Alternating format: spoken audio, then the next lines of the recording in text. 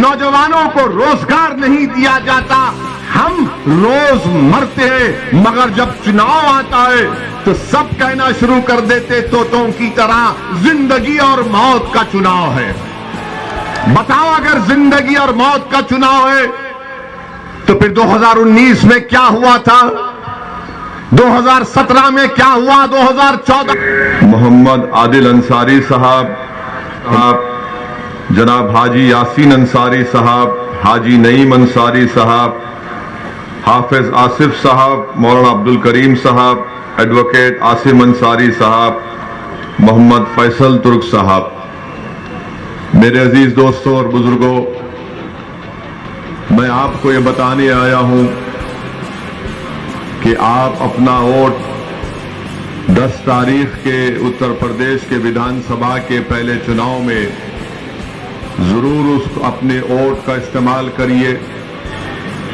मैं आपको शुक्रिया अदा करने भी आया हूं कि आपने अपना कीमती वक्त निकालकर आज की इस मीटिंग में आपने शिरकत की।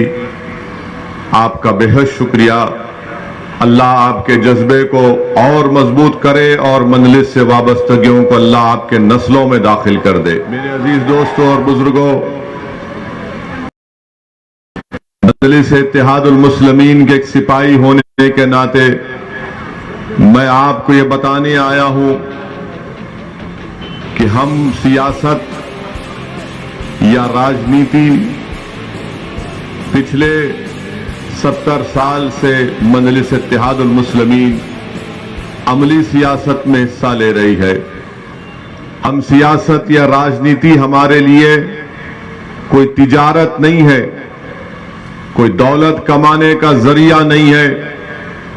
हमारे लिए सियासत में भारत की जमहूरियत में हिस्सा लेने का मकसद हमको हमारा हक मिले, मजलूमों से इंसाफ हो, कमजोरों को ताकतवर बनाया जाए, गरीबों को उठाया जाए, मां और बहनों को आप उनका हक मिले।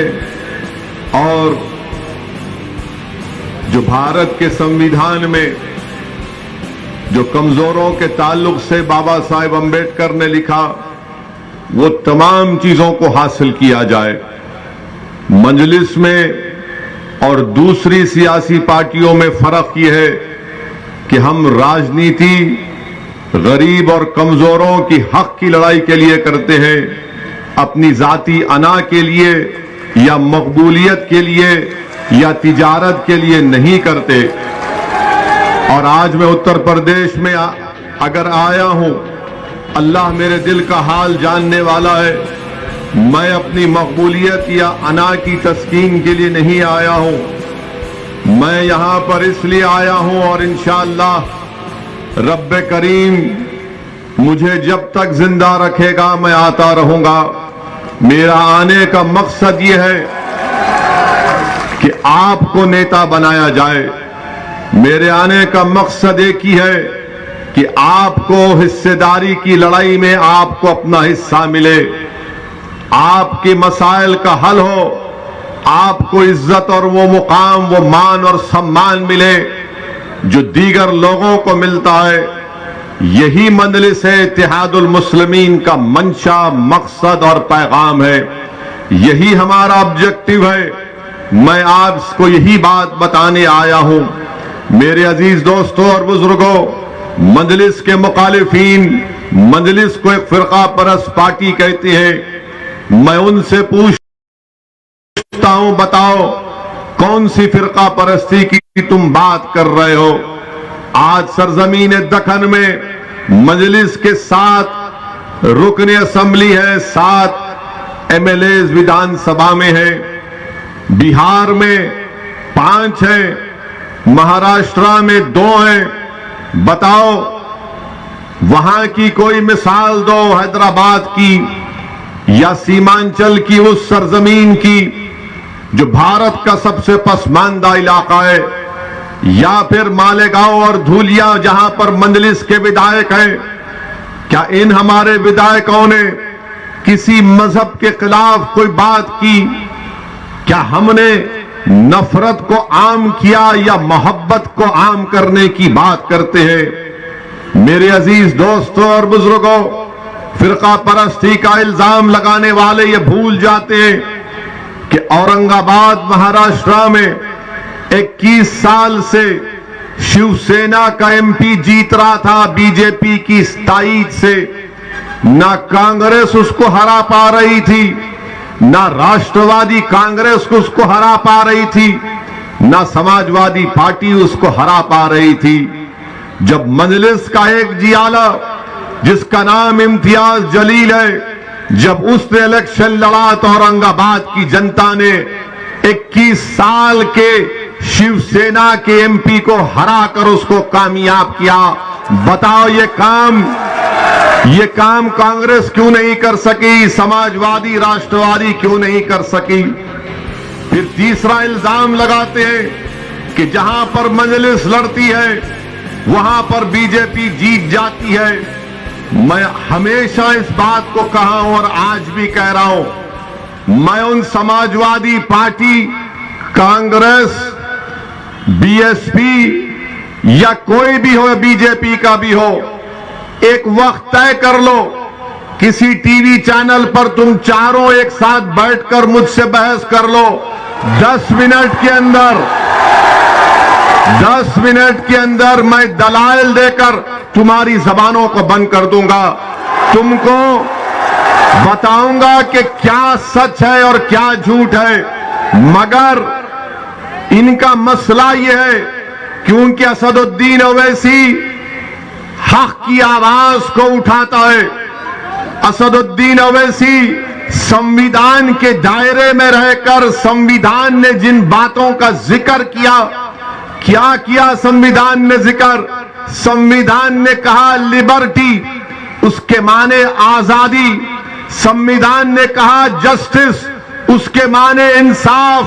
संविधान ने कहा फ्रेटर्निटी, उसके माने भाईचारगी। Liberty, equality, fraternity, justice, equality के माने मसावात। मेरी लड़ाई यही है। मैं आजादी चाहता हूं। किससे आजादी चाहता हूं? फिरका परस्त ताकतों के जुल्म से। मैं आजादी चाहता हूं किससे? मैं आजादी चाहता हूं उन पार्टियों से जो आरएसएस का उम्मीदवार हसनपुर में उतारकर मुझसे कह रहे हैं कि तुम गुलामी इसकी करो। मैं भाईचारगी चाहता हूं, मैं भाईचारगी फ्रेटर्निटी चाहता हूं। क्या चाहता हूं? इसीलिए हमने भागीदारी परिवर्तन मोर्चा को बनाया। मैं जब इंसाफ की, जस्टिस की बात करता हूं तो मेरा मानना यह है कि उत्तर प्रदेश के हर मैदान में मुझसे इंसाफ किया जाना चाहिए। शिक्षा में, ठेकेदारी में, पुलिस की भर्ती में ये इंसाफ की हम बात करते हैं। इक्वालिटी की जब बात, मसावात की बात जब हम करते हैं तो हमारा मानना यह है कि जब तुम्हारे मंच पर सब लोग बैठ सकते हैं तो फिर मैं क्यों तुम्हारे साथ नहीं खड़ा हो सकता? मसावात के माने, मसावात या बराबरी के माने ये नहीं है कि तुम दरी बिछाते रहो, गुलामी करते रहो और इनके सामने सर झुकाओ। यही बात इनको पसंद नहीं आती कि ओवैसी, इनको जो बात पसंद नहीं आती वो ये है कि ओवैसी हमारी हां में हां नहीं मिलाता। नहीं मिलाऊंगा, नहीं मिलाऊंगा। जो बीजेपी गलत काम करेगी तो उसके खिलाफ आवाज उठाऊंगा। अगर इस मुल्क को, जिसको हमारे उलमाए किराम ने अपने खून से आजाद किया, इस मुल्क को सन 57 की जंग आजादी में हमारे उलमाए किराम ने जिहाद का फतवा अंग्रेजों के खिलाफ दिया। अल्लामा फजल हक खैराबादी रहमतुल्लाह अलैह ने काला पानी की सजा को कबूल किया, फांसी के फंदे को मुस्कुराकर अपने गले में डाला, मगर अंग्रेजों के सामने अपनी गर्दन को नहीं झुकाया। रेशमी रुमाल की तहरीक चलाने वालों ने माल्टा की जेल में सालों गुजार दिए। हमने इस मुल्क को अपने खून से आजाद करवाया। ये मुल्क मेरा भी है, सबका मुल्क है। मगर आज अगर बीजेपी उस मुल्क के सेकुलर कैरेक्टर को बदलने की बात करती है तो असदुद्दीन ओवैसी मोदी की आंख में आंख डालकर बोलता रहा और बोलता रहेगा इंशाअल्लाह ताला। अगर कोई ये समझता है कि उत्तर प्रदेश के बीजेपी के मुख्यमंत्री के खिलाफ तकरीर करने से मेरी आवाज को दबा दिया जाएगा, तो याद रखो, जब तक जिंदा हूं सच बोलता रहूंगा, तुम्हारी ताकत मुझे दबा नहीं पाएगी। आज इल्जाम लगाती है कि मजलिस के लड़ने से बीजेपी जीत जाती है। बोलते हैं ना, सुना आपने, बहुत से मुनाफिकीन है जो ये बात को करते रहती है। मैं उनसे कह रहा हूं, अगर तुम्हारे दिल में, तुम्हारी सोच में अगर राई बराबर, जमीर जिंदा है तो सुनो मेरी इस बात को। बताओ, 2014 के पार्लियामेंट के चुनाव हुए थे, क्या ओवैसी की पार्टी यहां से लड़ी थी? 75 लोकसभा की सीट पर बीजेपी कामयाब हो गई, मेरी वजह से जीती। समाजवादी पार्टी के 5 यादव परिवार के लोग कामयाब हो गए थे, याद है ना? 5 कामयाब हो गए। फिर 2017 का विधानसभा का चुनाव आया, हम लड़े इलेक्शन, मगर 400 विधानसभा की सीटें हैं, वहां पर कैसे बीजेपी जीत गई? समाजवादी कांग्रेस के साथ बसपा अपनी ताकत पर लड़ रही थी, मगर इल्जाम किस पे लगाते हैं? नहीं, ओवैसी आया था। 2019 का लोकसभा का चुनाव हुआ, हम नहीं थे, समाजवादी और बसपा मिलकर लड़े, बहन जी और ये मोहतरम मिलकर लड़े। और दिल्ली में एक तंजीम है, उसका नाम है CSDS। CSDS ने तमाम आदादो शुमार डेटा को जमा करके कहा कि 2019 के लोकसभा के चुनाव में 75% उत्तर प्रदेश के अल्पसंख्यक समाज के मुसलमानों ने सपा और BSP को वोट दिया। 75%। तब भी 15 जीते। 15 में कौन जीते? पिताजी, बेटा आजम खान, शफीकुर रहमान बर्क साहब और डॉक्टर ST हसन। हम नहीं थे। हमारे क्या अजिन्नात जाकर इनको बोले कि बीजेपी को जिता दो? राहुल गांधी अमेठी हार गए, केरल चले गए, तो कांग्रेसी बोलते ने ओवैसी की वजह से। अब ऐसा हाल हो गया कि अगर हम रास्ते से गाड़ी से चले गए और किसी घर में सपा के या कांग्रेसी के घर में भैंस दूध देने वाली है, सुबह में दूध नहीं दी तो बोलेंगे ओवैसी गया था इसलिए दूध नहीं दे रही है। अब आप इनसे पूछिए कि ओवैसी की वजह से बीजेपी जीत रही है या तुम्हारी नाहली की वजह से बीजेपी जीत रही है? ये नाहल है, इन पर एतबार नहीं किया जा सकता। अच्छा, और एक मजलिस की मुखालिफ एक बात करते, मुखालिफीन क्या कहते हैं? अब चुनाव आ गया, अब इनके तमाम ये अहले मुनाफिक फिरते हैं हर जगह बैठकर, जिस तरह शैतान कान में खुसखुस करता है ना, ये शुरू कर दिए अपना खुसखुस। क्या बोलेंगे? जिंदगी मौत का चुनाव है, बोलेंगे ना? बोल रहे हैं ना? ए बेटा, जिंदगी मौत का चुनाव है, गड़बड़ मत कर दियो।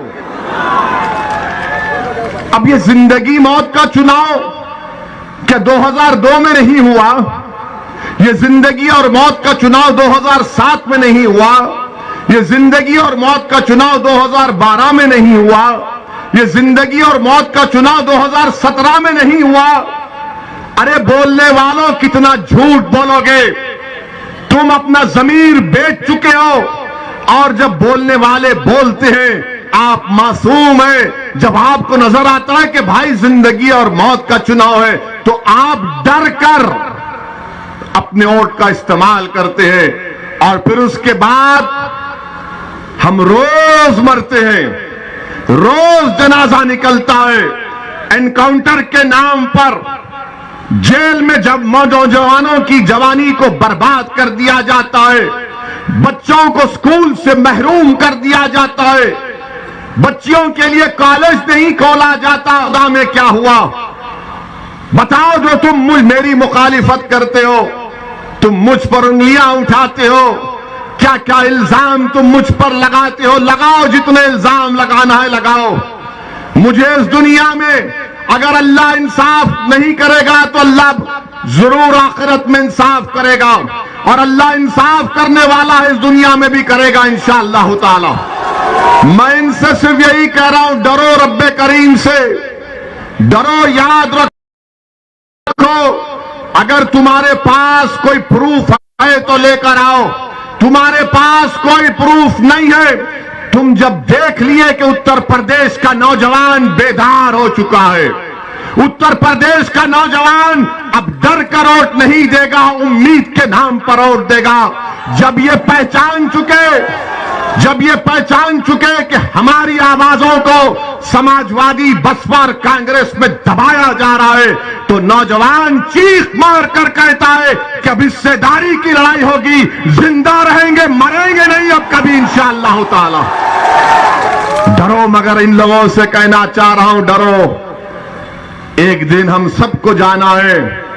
अगर तुम ये समझ रहे हो कि झूठा इल्जाम लगाने से तुम खुदरत की गिरफ्त से बच जाओगे, तो फिर नुकसान तुम्हारा होगा। मेरे अजीज दोस्तों और बुजुर्गों, ये बात आपको समझने की जरूरत है। मैं जानता हूं ये लड़ाई लंबी रहने वाली है, मैं जानता हूं कि कामयाबी मिलेगी, मगर पूरी कामयाबी के लिए शायद मुझे अपनी जिंदगी और आपके साथ की जरूरत है। अगर आप अपना साथ देंगे, ये लड़ाई मेरे अजीज दोस्तों, मेरे बुजुर्गों, मेरी इज्जतदार मां और बहनों, ये लड़ाई आने वाली नस्ल के अच्छे रोशन मुस्तकबिल की लड़ाई है। ये लड़ाई हिस्सेदारी की लड़ाई है, ये लड़ाई भागीदारी की लड़ाई है, ये लड़ाई दरी नहीं बिछाने की लड़ाई है। मेरे अजीज दोस्तों और बुजुर्गों, इस बात को आपको जहन नशीन कर लेना है। अब दूसरी बात, उत्तर प्रदेश में बीजेपी की सरकार,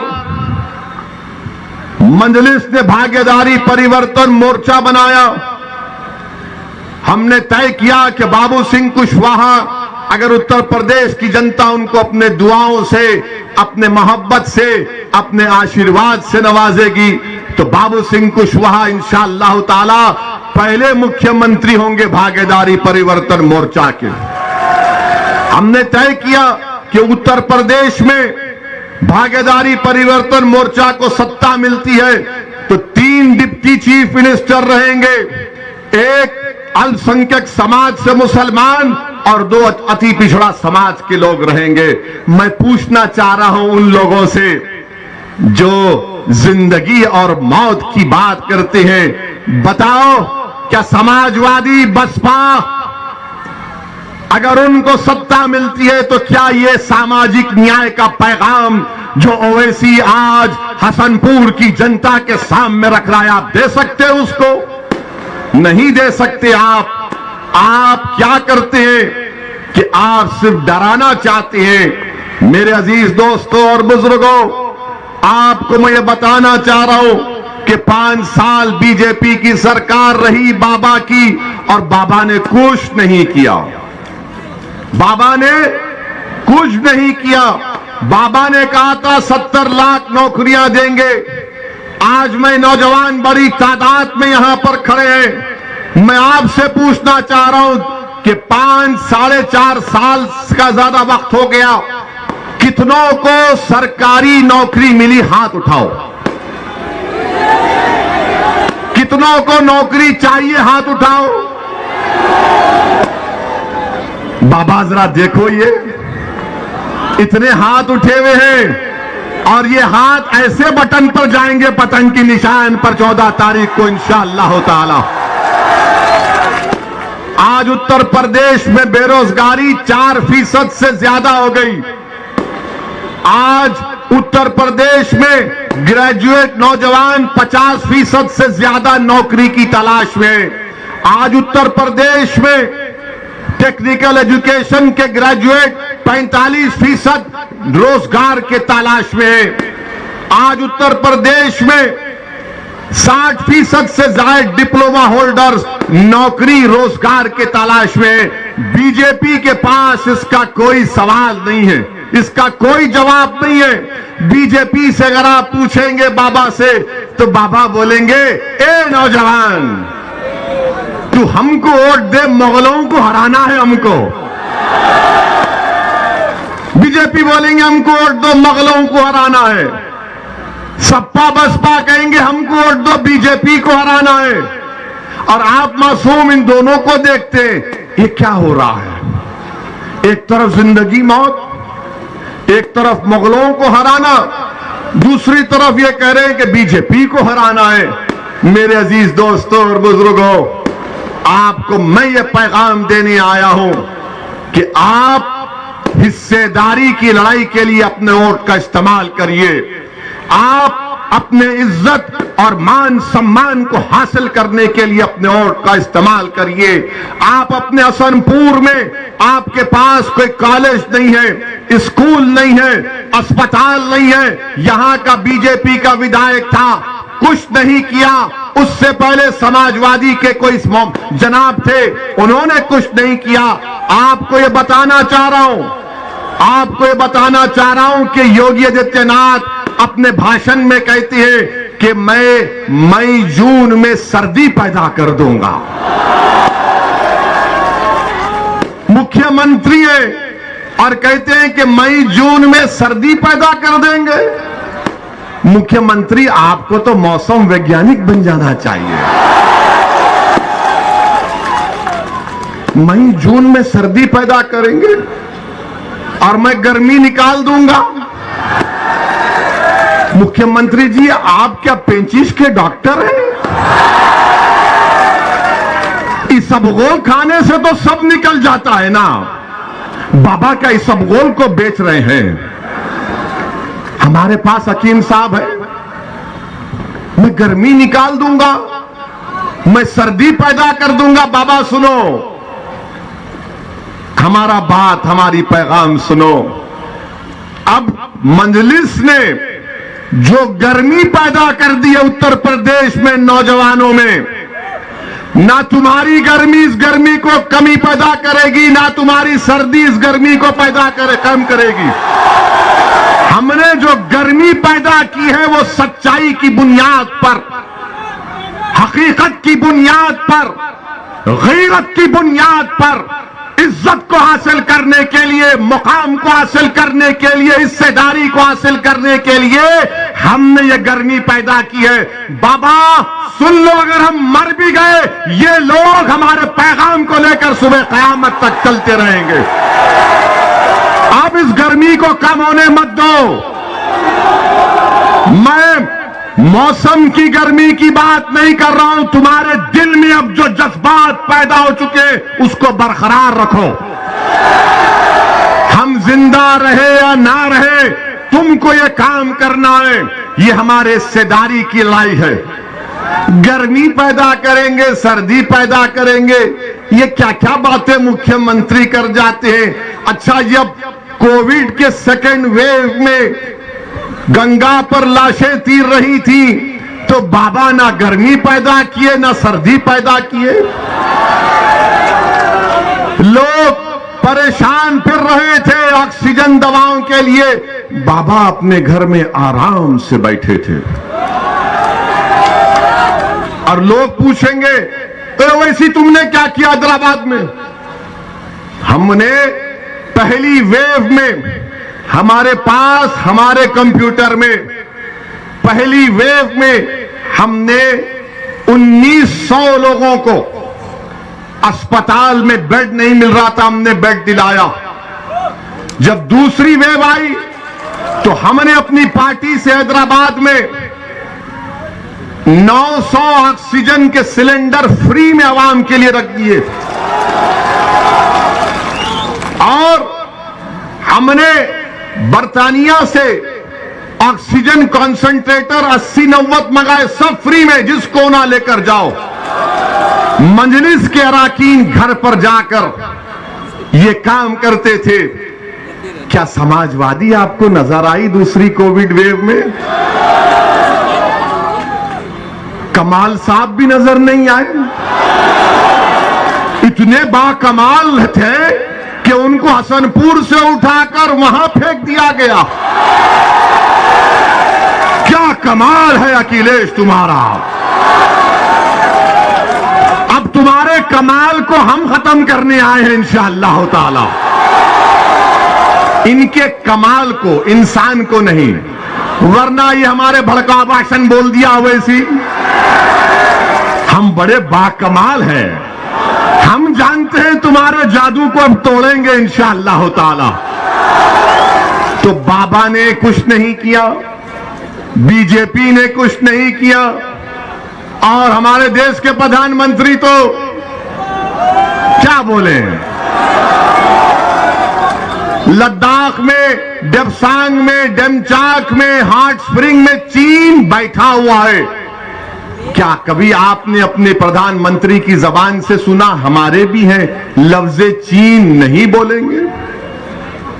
पश्चिम यूपी में तकरीर भाषण देते मोदी जी, गंदा कहते हैं, चीनी नहीं कहते, कहीं चीन ना निकल जाए।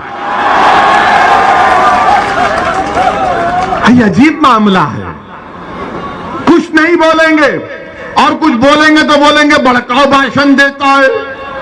मेरे अजीज दोस्तों और बुजुर्गों, उत्तर प्रदेश में बीजेपी की सरकार उत्तर प्रदेश के जनता के विकास के लिए कुछ नहीं किया। नौजवानों को एम्प्लॉयमेंट, नौकरी, रोजगार देने के लिए कुछ नहीं किया। शिक्षा का इंतजाम नहीं किया। इंडस्ट्रीज खत्म होने के दहाने पर आ गए। एमएसपी नहीं मिलता गन्ने का, गन्ने की कीमतें नहीं बढ़ती हैं। हर जगह पर बीजेपी से लोग नाराज हैं, लोग नाराज हैं बीजेपी से। अब आपसे हम गुजारिश कर रहे हैं कि आज एक विकल्प के तौर पर भागीदारी परिवर्तन मोर्चा आपके दरमियान में है। बाबू सिंह कुशवाहा हैं, बिंड समाज के, कश्यप समाज के, अति पिछड़ा समाज के तमाम लोग हैं, जिसमें मंजलिस भी है। आप 14 तारीख के दिन बेखौफ होकर अपने वोट का इस्तेमाल करिए। अब तीसरी बात हमारी है कि लोग हमको कहते हैं कि भड़काऊ भाषण देता है। मैं आपको बता रहा हूं कि उत्तर प्रदेश में अल्पसंख्यक समाज का क्या मौकफ है। हमने माहिरीन एक्सपर्ट्स को बिठाकर रिपोर्ट निकाली। उस रिपोर्ट में यह बात सामने आई कि उत्तर प्रदेश में अल्पसंख्यक समाज मुसलमानों के सबसे ज्यादा ड्रॉप आउट रेट बच्चे और बच्चियों का इन लोगों का है। सिर्फ 3% लोग ग्रेजुएट होते हैं, 1% पीजी के मुकम्मल कर पाते हैं। सिर्फ 2% लोगों के पास 5 एकड़ नहीं, 2% लोगों के पास भी 5 एकड़ जमीन नहीं है। सबसे ज्यादा बेरोजगार अगर कोई है तो अल्पसंख्यक समाज के मुसलमान। सबसे ज्यादा गरीबी, पावर्टी किसी में है तो अल्पसंख्यक समाज के मुसलमान। बताओ फिर तुमने कौन सा सामाजिक न्याय किया? बताओ बीजेपी, बताओ सपा, बताओ बीएसपी वालों, आपने क्या किया? मगर जब चुनाव आ गया तो योगी कह रहे हैं कि गर्मी पैदा कर दूंगा, सर्दी निकाल दूंगा, और उधर से कोई कह रहा है जिंदगी और मौत का इलेक्शन है। क्या स्कूल नहीं मिल रहा? क्या स्कूल नहीं मिलना जिंदगी और मौत का नहीं है? क्या गरीब होना मौत की निशानी नहीं है? क्या बेरोजगार होना कमजोरी की निशानी नहीं है? क्या ग्रेजुएट नहीं होना बेबसी की मिसाल नहीं है? आपने क्या किया मगर मंजलिस पर उंगली उठाते हैं। मेरे पास प्रोग्राम है, मैं जो बातें आपके सामने कर रहा हूं, अगर आप उत्तर प्रदेश में मंजलिस और भागीदारी परिवर्तन मोर्चा के उम्मीदवारों को कामयाब करेंगे तो इंशाअल्लाह ताला ये तमाम काम हम आपसे वादा कर रहे हैं, करवाएंगे। अगर यहां से आपने एहतशाम रजा हाशमी को कामयाब किया तो ये उत्तर प्रदेश की विधानसभा में जाकर खामोश नहीं बैठेंगे। ये उत्तर प्रदेश की विधानसभा में जाकर हाथों को यूं यूं नहीं करेंगे। उत्तर प्रदेश की विधानसभा में अगर एहतशाम रजा हाशमी आपके दुआओं और वोट और रब्बे करीम के फजल से जाएगा तो आपकी आवाज में उत्तर प्रदेश की विधानसभा के दरो दीवार को हिला के रख देगा इंशाअल्लाह ताला। यही तो हमको चाहिए। अब आप ये पूछेंगे, ये सपा बसपा वाले बोलेंगे क्या होता है 8-10 जीत गए तो 8-10? भारत की पार्लियामेंट में 540 में 2 दीवाने हैं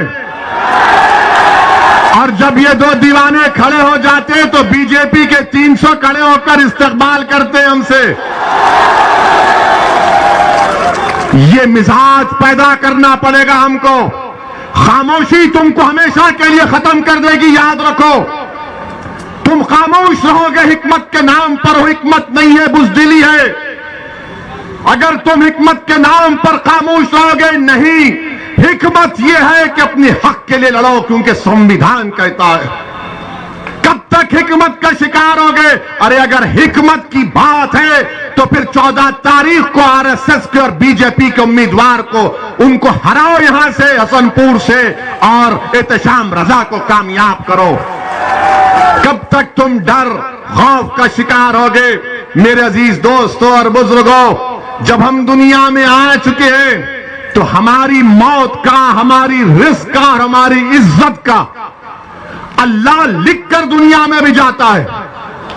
अब ये तुम पर है कि तुम इस इज्जत को, रिस्क को तुम कैसे हासिल करोगे।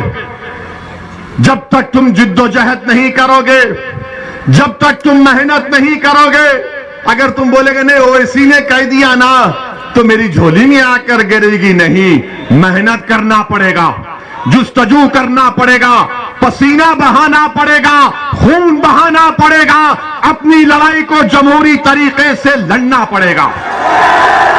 और अगर कोई ये समझता है कि हमारी जिंदगियों को खत्म कर देंगे, मैं उनसे यही कहना चाहूंगा, प्यारे, हम जब दुनिया में आए तो हमारे एक अहलुल्लाह ने, एक वली अल्लाह ने मेरे कान में आजादी, मेरे कान में आजादी, दूसरे कान में भी आजादी, और उसके बाद हमारे अब्बा ने दोनों कानों में पढ़ के फूका सियासत सियासत। अब हमारी पहली अज़ान तो हो चुकी है, अब दूसरी अज़ान भी नहीं होगी, सिर्फ खड़ा किया जाएगा जनाजे को। हम उसके लिए तैयार हैं। तुम्हारी ताकत, तुम्हारे धमकी आमेज पैगामात, तुम्हारे गोलियां हमारे हौसले और अज़म को नहीं खत्म कर सकेंगी इंशाअल्लाह ताला। और अगर कोई ये समझ रहा है चूहे की बिल में बैठकर अगर हमारी आवाज सुन रहा है तो सुनो बुज़दिलों, मैं अपनी आवाज को उठाऊंगा, मैं अपनी बात को रखूंगा, मैं जोश और वलवला पैदा करूंगा, मैं खड़ा करूंगा आपको इंशाअल्लाह ताला, और अल्लाह खड़ा करेगा अल्लाह हम तमाम को ताकत देगा। मगर अगर कोई ये कह रहा है कि गोली चलाने से ओवैसी की हिम्मत कम हो जाएगी, अरे नहीं कम होगी इंशाअल्लाह ताला।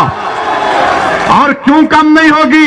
क्योंकि मौत, इज्जत, रिज़्क़ सब लिखा के आए हैं और हमारा नाम असदुद्दीन है। हमारा नाम कोई चमचा या दल्लों की नाम से नहीं जुड़ता है। हमारा नाम हमारे बाप ने असदुद्दीन रखा है और इंशाअल्लाह ताला अल्लाह जब तक जिंदा रखेगा, अल्लाह जब तक इन बातिल ताकतों के तूफान में हमारी जिंदगी की शमा को अल्लाह जलाता रहेगा, खुदा की कसम हम जलते रहेंगे, लड़ते रहेंगे आपके लिए। मौत तो सबको आनी है, कोई मौत से बचने वाला नहीं है। आगे पीछे की बात है, वो या पीछे है, हम जाएंगे। मगर मौत से अगर मैं डर गया तो फिर मैं अल्लामा फजल हक खैराबादी को, रेशमी रुमाल के तहरीक चलाने वालों को हशर के मैदान में क्या चेहरा दिखाऊंगा? अगर मैं डर गया आज तो मैं हशर के मैदान में हसनैन करीमैन को क्या चेहरा दिखाऊंगा? अगर आज मैं डर गया तो बदर, मुवत्ता और अहद के शोहदाओं को क्या चेहरा दिखाऊंगा? अगर आज मैं डर गया तो कमली वालों के सामने हम कैसे ठहरेंगे? अगर आज मैं डर गया तो मैं शौकत अली, जो इस मुल्क की आजादी में मौलाना अबुल कलाम आजाद रहमतुल्लाह अलैह, अली बरादरान, नेताजी सुभाष चंद्र बोस, संविधान लिखने वाला अंबेडकर, इन सब ने हमको ये मुल्क दिया है कि हम इनको शर्मिंदा कर देंगे? नहीं करेंगे, नहीं करेंगे इंशाअल्लाह ताला। और मुझे तो यहां पर नेताजी सुभाष चंद्र बोस का वो उनकी फौज का तराना याद आता है। क्या तराना था नेताजी सुभाष चंद्र बोस की फौज का? कि कदम कदम बढ़ाए जा, कदम कदम बढ़ाए जा, खुशी के गीत गाए जा, ये जिंदगी है कौम पे, तू कौम पे लुटाए जा। क्या कहा था? कदम कदम बढ़ाए जा। तुम 7 कदम बढ़ाओगे मेरे, तुम 7 कदम बढ़ाओगे मेरे, तो लगाओ मेरे साथ कदम कदम बढ़ाए जा, कदम कदम बढ़ाए जा। ये बात हुई है, ये बात हुई है। अब नेताजी सुभाष चंद्र बोस को हमने जिंदा कर दिया। अगर तुम कदम नहीं बढ़ाओगे, गोली के डर से डर जाओगे तो गोडसे की कामयाबी होगी। तो कदम कदम बढ़ाए जा, खुशी के गीत गाए जा, ये जिंदगी है कौम की, तू कौम पे लुटाए जा। तू शेर हिंद है, तू शेर हिंद है, तू मौत से ना डर, तू शेर हिंद है, तू मौत से ना डर, कदम कदम बढ़ाए जा, खुशी के गीत गाए जा। तो मेरे अजीज दोस्तों और बुजुर्गों, इन बिचारों ने समझा कि 2 ठाए ठाए मारेंगे, ठाए ठाए मारो या कुछ करते कर लो। हमको पार्लियामेंट में हमने खड़े होकर परवरदिगार की जात पर तवक्कल करके हमने कहा कि हम जेड कैटेगरी नहीं लेंगे। आज भी हमको बताया गया कि देश के होम मिनिस्टर अमित शाह ने पार्लियामेंट में कहा कि हम ओवैसी जी से अपील करते हैं कि वो सुरक्षा ले लें। हम देश के होम मिनिस्टर से ये अपील करते हैं कि असदुद्दीन ओवैसी की जान की कीमत, वो जो उत्तर प्रदेश के CAA के प्रोटेस्ट में 22 लोग मारे गए, उनसे बढ़ के नहीं है। असदुद्दीन ओवैसी की जान की कीमत पीलू से बढ़कर नहीं है, रगबर से बढ़कर नहीं है, अखलाक से बढ़कर नहीं है, ना वो बदायूं का बच्चा जो अब तक अपनी मां जिसके लिए रो रही है उसकी जिंदगी से बढ़कर है। अगर आप सेफ रहेंगे, दलित अति पिछड़ा, कमजोर, सब लोग सुरक्षित रहेंगे तो ओवैसी सेफ रहेगा। आप मुझे सिक्योरिटी मत दो।